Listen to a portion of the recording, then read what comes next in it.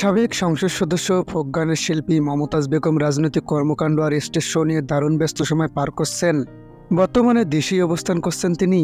দেশের জনপ্রিয় এই ফোক সাম্রাজ্ঞীর নামে সম্প্রতি সামাজিক যোগাযোগ মাধ্যমে ছড়িয়ে পড়ে এইডসে আক্রান্ত হয়েছেন এই গায়িকা। বিষয়টি শিল্পী নিজেও দেখেছেন এবং এবার বিষয়টি নিয়ে গণমাধ্যমের সঙ্গে কথা বলেছেন মমতাজ। সম্প্রতি যুক্তরাষ্ট্রে একাধিক স্টেজ শোতে অংশ নিয়ে শ্রোতাদের মাতিয়েছেন মমতাজ। আসন্ন কোরবানি ঈদে একগুচ্ছ গান নিয়ে আসছে ভক্ত শ্রোতাদের সামনে। মমতাজ জানালেন, এসব কাজের ভিড়ে তাকে সামলাতে হয় নানা ধরনের মিথ্যাচার।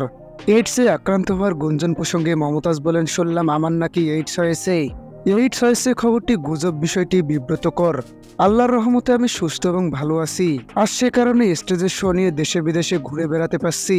ঈদের পরও দেশের বাইরে যাচ্ছি। যারা এসব মিথ্যা কিংবা গুজব ছড়াচ্ছে তাদের সুবুদ্ধির উদয় হোক। যারা এসব বিভ্রান্তকর তথ্য ছড়াচ্ছে তাদের বলবো এগুলো ভালো না, ভালো পথে থাকেন। আর আমার ভক্তদের বলবো এসব গুজবে কান দেবেন না। সবার দোয়ায় আপনাদের মমতাজ অনেক ভালো এগিয়ে আছে।